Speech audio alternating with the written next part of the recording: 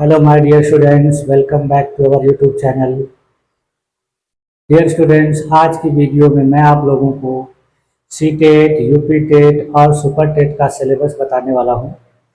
आप लोग देखेंगे कि किस प्रकार से सी टेट का सिलेबस यूपी टेट के सिलेबस से डिफरेंट है और हमें यूपी टेट और सी टेट के सिलेबस को किस प्रकार से देखकर अपनी तैयारी करनी चाहिए। अभी कुछ दिनों से न्यूज़ में, अखबारों में सुनने को मिल रहा है कि अपने उत्तर प्रदेश सरकार के द्वारा भी शिक्षक भर्ती परीक्षा आयोजित की जा सकती है। तो इसीलिए मैंने ये वीडियो बनाया है कि जो स्टूडेंट्स हमारे सी टेट पास कर चुके हैं और उनको यूपी टेट की भी परीक्षा देनी है भविष्य में, तो वो लोग इसका सिलेबस देख लें, जान लें और अपनी तैयारी को फिर उसी प्रकार से करते रहें, जिससे भविष्य में परीक्षा आने पर वो उसको पास करने में सफल हो सके। तो चलिए ठीक है, देखिए आज हम लोग क्या क्या सिलेबस देखेंगे। तो सबसे पहले मैं आप लोगों को सी टेट के बारे में बताऊंगा। ठीक है, जो लोग सी टेट पास हो चुके हैं वो उनकी कोई बात नहीं है, लेकिन जो लोग अभी सी टेट देना चाहते हैं या दे रहे हैं, तैयारी कर रहे हैं, तो उनको एक बार देख लेना है कि क्या क्या पढ़ना है। उसके बाद फिर मैं आप लोगों को यूपी टेट का सिलेबस बताऊंगा। उत्तर प्रदेश की जो टेट परीक्षा होती है उसमें आपको क्या क्या पढ़ना होता है, सी टेट और यूपी टेट में क्या डिफरेंस है। फिर उसके बाद जब आप ये देख लेंगे तो फिर उसके बाद फिर सुपर टेट का भी सिलेबस देख लेंगे, क्योंकि आप अगर प्राथमिक शिक्षक बनना चाहते हैं तो यूपी टेट की परीक्षा को पास करने के बाद आपको सुपर टेट का एग्जाम देना होता है, जिसको पास करने के बाद ही आप प्राथमिक विद्यालयों में सहायक अध्यापक के रूप में नियुक्त होते हैं। तो ठीक है, आइए चलिए देखते हैं कि ये सी टेट, यूपी टेट और सुपर टेट का सिलेबस क्या है। ठीक है, तो हम लोग देखते हैं। ठीक है, देखिए, जैसे देखिए इसमें मैंने आप लोगों को मेंशन किया है कि ये जो सिलेबस है, ये सिलेबस देखिए कैसे कैसे पहले हमको जानना है कि डायरेक्ट सिलेबस नहीं देखना, पहले इसकी कुछ एलिजिबिलिटी वगैरह देखना है, मोड ऑफ एग्जाम देखना है, सी टेट के बारे में डिटेल में देखना है। पहले सी टेट देखेंगे, उसके बाद यूपी टेट देखेंगे, सी टेट, उसके बाद यूपी टेट और उसके बाद फिर सुपर टेट। ठीक है, तो सबसे पहले हम देखते हैं कि सी टेट की जो एलिजिबिलिटी क्या है, उसके बाद फिर इसका एग्जाम का शेड्यूल क्या होता है और मोड ऑफ एग्जामिनेशन क्या होता है, यानी कब होता है और किस प्रकार से होता है। फिर उसके बाद देखिए ये जो इसका स्ट्रक्चर कैसा होता है, कंटेंट कैसा होता है, हमें क्या पढ़ना पड़ता है, क्या क्या चीज़ें हमें ध्यान में रखना होता है। फिर उसके बाद देखिए कि इसमें जो क्वेश्चन आते हैं उनका स्टैंडर्ड कैसा होता है, नेचर कैसा होता है। उसके बाद फिर इसकी जो परीक्षा फीस होती है वो कितनी होती है। ठीक है, उसके बाद जो पेपर पूछा जाता है उसकी भाषा क्या होती है, हिंदी, अंग्रेजी या कोई और भाषा। उसके बाद फिर इस एग्ज़ाम को पास करने के लिए क्वालिफाइंग मार्क्स कितना चाहिए, जनरल कैटेगरी वालों के लिए कितना चाहिए और रिजर्व कैटेगरी वालों के लिए कितना चाहिए। और फिर उसके बाद सबसे लास्ट में देखेंगे कि इसका सिलेबस क्या है। ठीक है, कि सी टेट के बारे में थोड़ा जानकारी ले लेते हैं कि सी टेट है क्या, कौन कंडक्ट करवाता है, सब चीज़ जान लें थोड़ा। देखिए, सी टेट का जो एग्ज़ाम है उसको जो कंडक्ट कराने वाली बॉडी है, जिसका हम लोग जानते हैं सीबीएसई है, यानी central board of secondary education. ठीक है, यानी सीबीएसई के द्वारा हमें सी टेट का एग्ज़ाम करवाया जाता है और जिसके लिए हम लोग एग्ज़ाम देते हैं, यानी सर्टिफिकेट सीबीएसई के द्वारा मिलता है। और इस एग्ज़ाम को पास करने के बाद आप भारत के किसी भी विद्यालय में शिक्षक बनने के लिए एक सर्टिफिकेट प्राप्त कर लेते हैं। ठीक है, तो देखिए इसकी सबसे पहले हम देखते हैं एलिजिबिलिटी। तो एलिजिबिलिटी देखिए, इसकी ये एग्जाम जो होता है दो तरह से होता है। एक होता है कक्षा 1 से 5 के लिए यानी पेपर 1, और एक होता है कक्षा 6 से 8 के लिए यानी पेपर 2। तो पेपर 1 और पेपर 2 के लिए अलग अलग एलिजिबिलिटी होती है, यानी योग्यता होती है।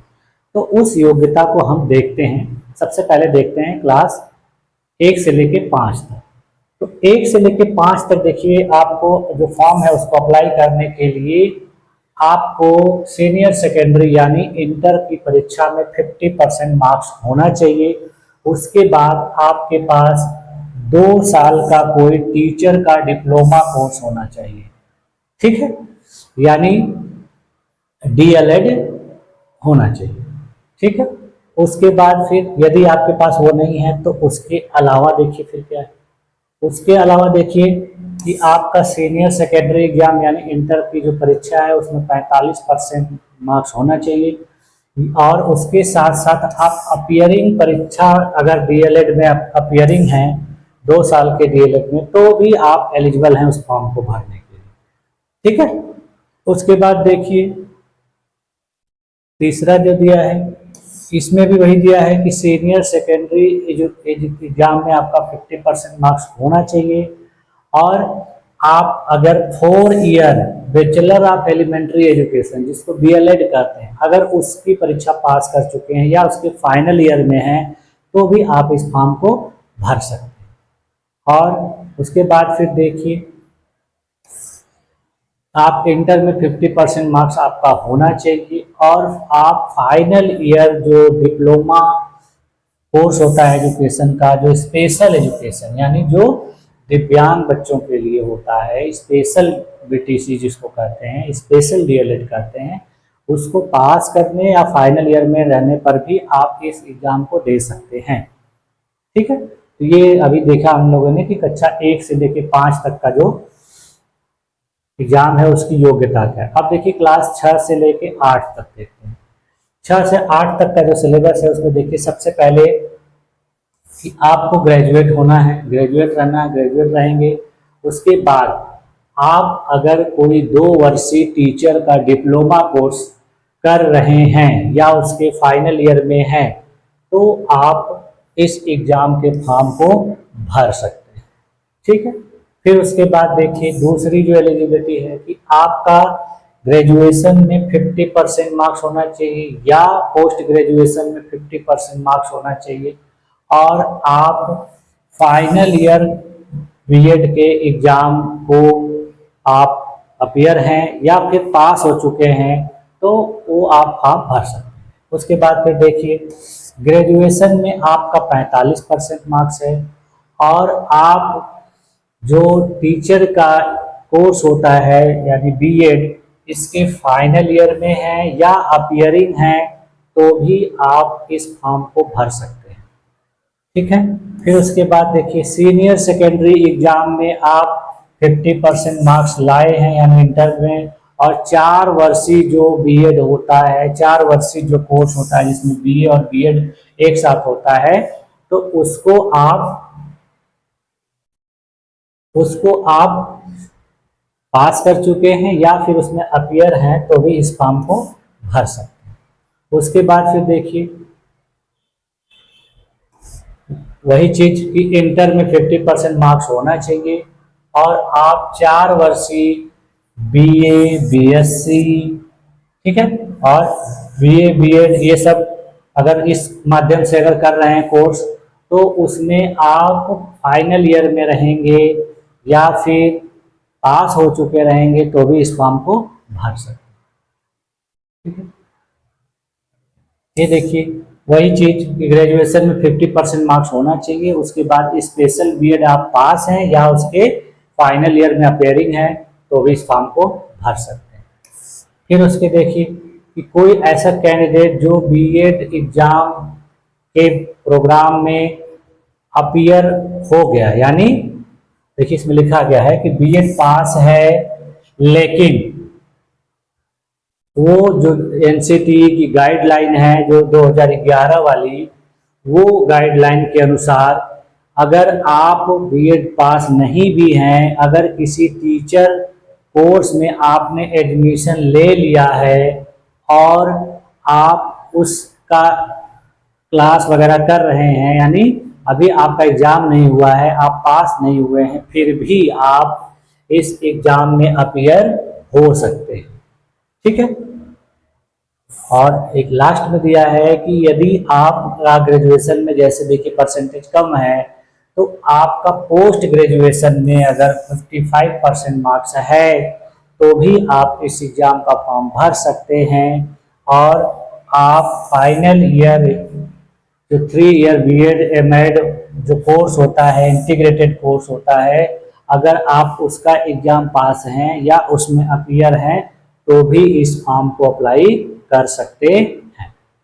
ठीक है, जैसे कुछ स्टूडेंट होते हैं जो पीजी के आधार पे बीएड करते हैं, यानी पीजी और बीएड दोनों साथ में होता है, तो इसलिए देखिए यहाँ लिखा गया है कि 3 ईयर इंटीग्रेटेड। 3 ईयर इंटीग्रेटेड का मतलब हो गया कि आपका पीजी और बीएड दोनों साथ में होता है। तो उस प्रकार का एग्जाम यदि आप पास हैं या उसमें अपीयर हैं तो भी इस फॉर्म को आप फिल कर सकते हैं। ठीक है, उसके बाद देखिए एग्जाम का शेड्यूल एंड मोड। तो अभी देखिए जुलाई महीने में जो अभी एग्जाम हुआ था, तो उसी के आधार पर हम लोग देखते हैं कि इसका जो शेड्यूल है और मोड क्या होता है। तो सबसे पहले देखिए ये एग्जाम जो इस बार हुआ था एक ही दिन हुआ था और एक ही दिन में ये जो है पेपर 1 और पेपर 2 को 2 शिफ्ट में बांट दिया गया था। तो सबसे पहले जो पेपर हुआ था वो सेकेंड पेपर हुआ था, यानी कक्षा 6 से लेके 8 का, जिसकी टाइमिंग थी आपकी 9:30 बजे से 12 बजे तक। यानी जो पेपर है वो कितने घंटे का हुआ था? 2.5 घंटे का। तो 2.5 घंटे यानी 150 मिनट। ठीक है, उसके बाद देखिए सेम डे में ही पेपर 1 की भी परीक्षा हुई थी और वो परीक्षा कब हुई थी? 2 बजे से लेके 4 बजे, यानी ये परीक्षा कितने देर की हुई थी? 2.5 घंटे की। तो आपको ये देखने से पता चल गया कि ये जो एग्जाम है सेम डेट में होता है, उसी दिन पेपर 2 और पेपर 1 की परीक्षा 2 घंटे के गैप के बाद कराई जाती है और जिसमें आपको 2.5 घंटे का समय मिलता है। ठीक है, उसके बाद देखिए nature and standard of question. इसमें देखिए कि जो क्वेश्चन होते हैं वो आपको मल्टीपल चॉइस टाइप क्वेश्चन होते हैं, यानी ऑब्जेक्टिव क्वेश्चन होते हैं, जिसमें आपको 4 अल्टरनेटिव यानी 4 विकल्प दिए रहते हैं, जिसमें से आपको एक सही विकल्प का चुनाव करना होता है। उसके बाद देखिए कि किसी भी प्रश्न का उत्तर गलत होने पर इसमें किसी भी प्रकार की नेगेटिव मार्किंग नहीं है। ठीक है, और एक प्रश्न को सही करने पर आपको 1 नंबर मिलता है। ठीक है, उसके बाद देखिए वही चीज अभी जो मैंने बताया कि इसके 2 पेपर होते हैं, एक कक्षा 1 से लेके 5 तक के लिए और दूसरा कक्षा 6 से लेके 8। ठीक है, देखिए पेपर 1 जो है क्लास 1 से लेके 5 के लिए और पेपर 2 जो है वो क्लास 6 से लेकर 8 के। ठीक है, तो जो स्टूडेंट्स या जो टीचर स्टूडेंट्स क्लास 1 to 5 के टीचर बनना चाहते हैं वो जो है पेपर 1 का फॉर्म फिलअप करेंगे और जो कक्षा 6 से लेकर 8 तक के टीचर बनना चाहते हैं वो पेपर 2 का फॉर्म। अभी देखिए कुछ समय पहले 1-1.5 साल पहले हमारे माननीय उच्चतम न्यायालय ने कक्षा 1 से 5 तक के विद्यालयों के शिक्षक बनने से बीएड वालों को रोक लगा दी थी, जिसकी वजह से अब कक्षा 1 से लेकर 5 तक के जो फॉर्म है सीटेट के वो केवल बीटीसी यानी डीएलएड वाले ही अप्लाई कर सकते हैं, बीएड वाले अप्लाई नहीं कर सकते। इसलिए यदि कोई स्टूडेंट बीएड पास है तो वो पेपर 1 को अप्लाई नहीं कर सकता है, वो केवल पेपर 2 यानी 6 to 8 को ही अप्लाई कर सकता है। लेकिन यदि कोई स्टूडेंट बीटीसी किया हुआ है तो वह दोनों पेपर में फॉर्म अप्लाई कर सकता है, यानी बीटीसी वाले जो हैं कक्षा 1 से लेके 8 तक के प्राथमिक विद्यालयों में शिक्षक बन जाते, तो वो लोग दोनों पेपर भरते हैं। लेकिन बीएड वाले जो हैं केवल एक ही पेपर भर सकते हैं, केवल पेपर 2 यानी 6 से लेके 8 वाला। ठीक है, अब देखिए nature and standard of question. तो इसमें जो क्वेश्चन का जो नेचर होता है या जो स्टैंडर्ड होता है, आप जो फॉर्म फिलअप किए यानी पेपर 1 और पेपर 2 उसी के हिसाब से होता है। जैसे आप देखिए कि कक्षा 1 से 5 तक जो पढ़ने वाले बच्चे होते हैं उनकी उम्र होती है 6 से लेकर 11 वर्ष तक, तो उन्हीं के अकॉर्डिंग यानी उनकी किस प्रकार की मनोदशा होती है, किस प्रकार से सोचते हैं, वो किस प्रकार से कार्य करते हैं, किसी कार्य के प्रति किस प्रकार की प्रतिक्रिया करते हैं, यानी इन्हीं सभी चीजों से संबंधित जो है आपसे प्रश्न पूछा जाएगा, यानी 6 से 11 वर्ष की उम्र के बच्चों के अकॉर्डिंग। ठीक है, तो ये चीज है। उसके बाद देखिए फिर जो पेपर 2 है वो भी सेम वही चीज पूछी जाएगी कि बच्चे की मनोदशा या मनोवैज्ञानिक प्रवृत्ति किस प्रकार की है, वो किस प्रकार से सोचता है, किस प्रकार से विचार करता है, किस प्रकार से जवाब देता है, किस प्रकार से अनुक्रिया करता है। ये सारी चीजें जो होंगी कक्षा 6 से 8 के बच्चे के लिए होंगी। और आप लोग जानते ही हैं कि कक्षा 6 से 8 में पढ़ने वाले जो बच्चे होते हैं उनकी उम्र होती है 11 वर्ष से 14 वर्ष, यानी उनकी उसी उम्र की अनुसार, उनकी उसी विशेषता के अनुसार उनको जो सिलेबस पढ़ाया जाता है, जो बताया जाता है, जो सिखाया जाता है, उसी के अकॉर्डिंग आपसे प्रश्न पूछे जाएंगे। यानी इसमें आपको कक्षा 6 से लेकर 8 तक की एनसीईआरटी को बहुत अच्छे तरीके से पढ़ना है। अगर आप कक्षा 6 से लेकर 8 तक की एनसीईआरटी को अच्छे तरीके से पढ़ जाते हैं तो आपको सीटेट पास करने में कोई समस्या नहीं आएगी। अब देखिए, अब एग्जाम फीस, यानी इस परीक्षा को भरने के लिए आपको कितनी एग्जाम फीस देनी पड़ती है। ठीक है, तो इसमें देखिए, इस फॉर्म को भरने के लिए यदि आप जनरल और ओबीसी या ओबीसी में नॉन क्रीमी लेयर हैं तो आपको केवल पेपर 1 या पेपर 2 यानी दोनों पेपर्स में कोई एक यदि भरेंगे तो आपको कितना लगेगा, 1000। और यदि आप दोनों पेपर अप्लाई करना चाहते हैं तो आपको कितना फीस देना होगा, 1200। ठीक है, यही आप यदि SC ST या डिफरेंटली एबल्ड यानी दिव्यांग विद्यार्थी हैं तो आपको केवल एक पेपर यदि भरना है तो आपको 500 रुपये फीस देनी होगी। और यदि आप दोनों पेपर भरते हैं तो आपको 600 रुपये। तो ये चीज देखिए, ये हो गई इसकी एग्जामिनेशन फीस। एग्जामिनेशन फीस जब आप पेमेंट करेंगे तो इसमें दिया हुआ है कि आप अगर किसी बैंक से पेमेंट कर रहे हैं, ऑनलाइन पेमेंट कर रहे हैं तो उसमें GST भी इंक्लूड करके लिया जाएगा। यानी ये जो अमाउंट है उसी के ऊपर जो बैंक का GST होता है वो भी आपको चार्जेबल होगा। ठीक है, और पेमेंट जो है वो किसी चालान या किसी बैंक में जाकर अकाउंट में जमा नहीं करना है, वो आपको डेबिट कार्ड, क्रेडिट कार्ड या नेट बैंकिंग से ही जमा होती है। ठीक है, तो ये था एग्जामिनेशन फीस। अब देखिए, जो पेपर का लैंग्वेज होता है, लैंग्वेज देखिए क्या होती है। लैंग्वेज जैसे भाषा जो पेपर की कैसी होती है, पेपर जो आपका आता है बाइलिंगुअल आता है, यानी हिंदी और इंग्लिश, यानी एक तरफ हिंदी रहेगी, एक तरफ इंग्लिश रहेगी, केवल भाषा के प्रश्न को छोड़कर। भाषा के प्रश्न उसी भाषा में रहेंगे, जैसे हिंदी के पेपर, संस्कृत के पेपर, उर्दू के पेपर वो उसी भाषा में रहेंगे, और अंग्रेजी के, यानी भाषा को छोड़कर बाकी जो भी पेपर होंगे वो आपको बाइलिंगुअल होंगे। ठीक, अब देखिए, अब qualifying marks and award of CTET, यानी आपको सीटेट एग्जाम को पास करने के लिए कितना क्वालिफाइंग मार्क्स चाहिए। ठीक है, तो क्वालिफाइंग मार्क्स आपको जो है आप जानते ही होंगे, नहीं भी जानते होंगे तो इस एग्जाम को पास करने के लिए आपको 150 नंबर का जो क्वेश्चन रहता है उसमें आपको 90 नंबर लाने होते हैं, यानी 60%। यानी आप यदि भारत में किसी भी विद्यालय में टीचर बनना चाहते हैं तो उसके लिए आपको 60% नंबर लाना होगा।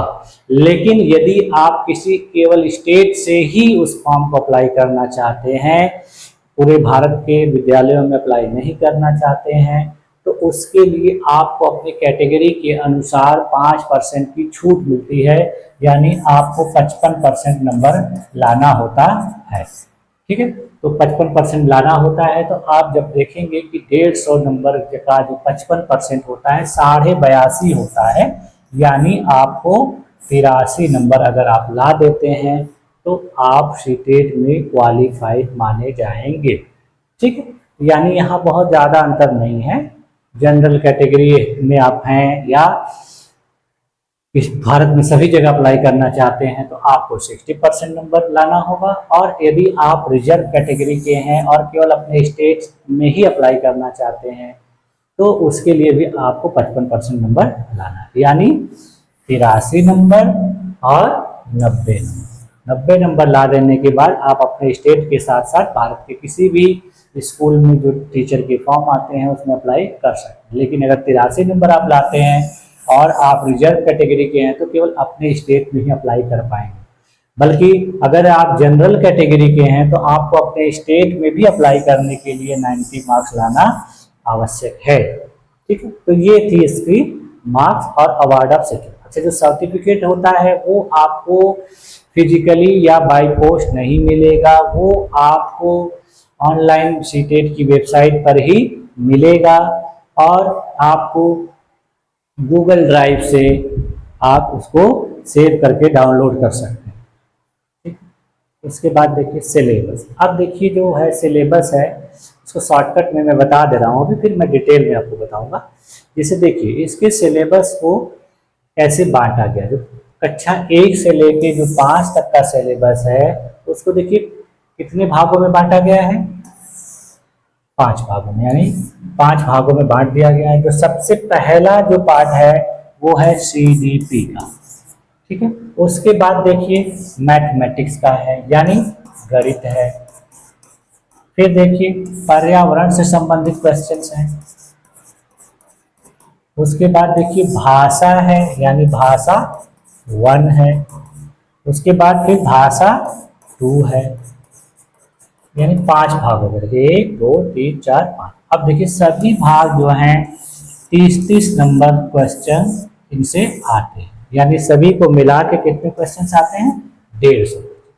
और सभी क्वेश्चंस का 1-1 नंबर रहता है, तो यानी 30-30 नंबर के सभी भागों से प्रश्न आते हैं, जिसका टोटल आपको नंबर रहता है 150। ऊपर अभी आपको मैंने बताया कि 150 मिनट भी आपको मिलता है इस परीक्षा को पास करने के लिए, यानी 150 क्वेश्चन 150 मिनट। अगर आप इसके आधार पर देखेंगे तो आपको प्रत्येक प्रश्न के लिए 1 मिनट समय मिलता है, यानी ये परीक्षा उतनी आसान नहीं है जितना बहुत से लोग सोचते हैं। यानी एक क्वेश्चन पे आपको 1 मिनट से ज़्यादा समय नहीं देना। यदि आप 1 मिनट से ज़्यादा समय देते हैं तो आपके प्रश्न छूटने के चांसेस बहुत ज़्यादा हैं। ठीक, अब उसके बाद देखिए जो ये कक्षा 6 से 8 का जो है सिलेबस, उसको देखिए, उसको भी आप देखेंगे कि जैसे वहाँ 5 भागों में बांटा गया था, तो यहाँ भी 5 भाग होते हैं, लेकिन उसमें साइंस और आर्ट्स का भी होता है, तो जिसकी वजह से आपको जनरली 4 भाग एक लोगों को करना होता है, और एक जो है उनका विज्ञान वर्ग या कला वर्ग का होता है, तो उसको आपको, अगर आप विज्ञान वर्ग के हैं तो विज्ञान वर्ग का ही क्वेश्चन आएगा, और कला वर्ग के हैं तो कला वर्ग का। तो इसको देखिए उसी प्रकार से यहाँ भी देखिए CDP है। उसके बाद देखिए आपका, यदि आप साइंस वर्ग के हैं या कला वर्ग के हैं तो आपके वर्ग से संबंधित प्रश्न रहेगा। फिर उसके बाद देखिए यही चीज जो है, उसके बाद देखिए आपको भाषा 1 रहेगी और भाषा 2 रहेगी, यानी आप कला वर्ग के हैं तो उससे प्रश्न रहेगा और विज्ञान वर्ग से उससे। यहाँ देखिए पहले की तरह ही 30 क्वेश्चन आएंगे CDP से, लेकिन आपके अपने विषय से संबंधित, यानी कला या विज्ञान से संबंधित आपके कितने क्वेश्चन रहेंगे, 60 क्वेश्चन। उसके बाद देखिए फिर भाषा से 30 क्वेश्चन, भाषा 1 से, भाषा 2 से भी 30 क्वेश्चन। जब आप इनको जोड़ेंगे तो आपके कितने क्वेश्चन हो जाएंगे, 150। और नंबर 1 नंबर का होता है तो इसलिए मार्क्स भी कितने हो जाएंगे, 150। ठीक है, तो इसमें जो है आप देख लीजिए थोड़ा सा डिफरेंट है। यहाँ पर गणित सभी लोगों को नहीं करनी है, उनको जो गणित से संबंधित है, विज्ञान से संबंधित है, उन्हीं के लिए होगा। बाकी कला वर्ग वालों को गणित से प्रश्न नहीं है। और प्राइमरी वाले में 1 से लेके 5 वाले में आपको गणित भी करना होगा। ठीक है, यदि आप चाहे कला वर्ग के हो चाहे विज्ञान, सभी लोग। उसके बाद देखिए यहाँ जो है आपका अपने सब्जेक्ट से संबंधित 60 क्वेश्चन है। वहाँ देखिए क्या था कि एक पर्यावरण से भी संबंधित क्वेश्चन था, तो वो भी 30 का। तो इसमें थोड़ा सा डिफरेंट है, कुछ जो मिलती जुलती चीजें हैं वो आपका है CDP और भाषा 1 और भाषा 2। ठीक है, तो ये सारी चीजें थी जो आपको शॉर्टकट डिटेल थी सीटेट के पूरे बारे में। अब देखिए